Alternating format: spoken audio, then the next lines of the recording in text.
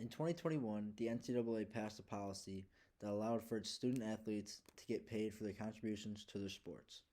Hi, I'm Tyler Haynes, and I'm a college student who loves sports and keeps up with all the college sports. And today I'm going to be introducing you to what we call NIL. NIL stands for Name, Image, and Likeness.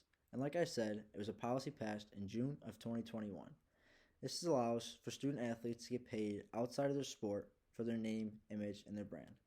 There's an equal chance for all athletes to get paid. However, athletes that play a more publicized sport and play in a way that brings more attention to their game can increase their NIL market and increase the amount of money they make in the long run. Some examples of NIL include autographs, memorabilia, camps, podcasts, social media posts, and many more.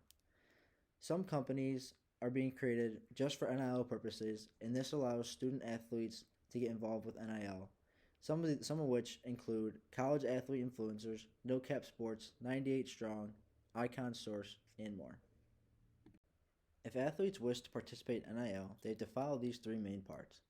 Athletes must make sure all NIL activities follow state laws where the school is located, and the schools must ensure these activities all comply with state laws.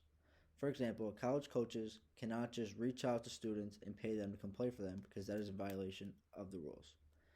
Any athlete can participate, even if they go to a university in states without NIL, they can still participate without breaking the NCAA rules. Athletes are allowed to seek out professional service providers for their NIL activities like lawyers, consultants, and accountants. These three main parts make up the right of publicity, which gives the players the right to control the commercial use of their own identity. One of the main reasons the NIL policy was passed was because of the incident that occurred with Reggie Bush. Reggie Bush was a running back for the University of Southern California from 2003 to 2005. Well, in 2010, Reggie Bush was accused of taking payments for playing his time at USC and was forced to give back his Heisman Trophy, shown in the picture, which is given to the MVP of college football. Also, USC was stripped of their 2004 national title win for having Reggie Bush on the roster and him being accused of taking payments. Another reason the NIL policy was passed was because of the Ed O'Bannon lawsuit. Ed O'Bannon is a former UCLA basketball player who brought a class action lawsuit against the NCAA and claimed players should be paid for the use of their name and image in video games. Ultimately, the NCAA was forced to pay out over $45 million in attorney fees.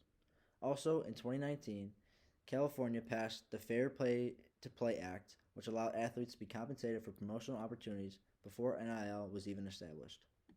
Because collegiate athletes are considered amateurs, they've never been able to get paid for their athletic contributions. With NIL, the NCAA is still allowed to maintain its amateur status, and their athletes are still allowed to get paid. The NCAA has made so much money off the name, image, and likeness of their athletes for decades that athletes finally get their share.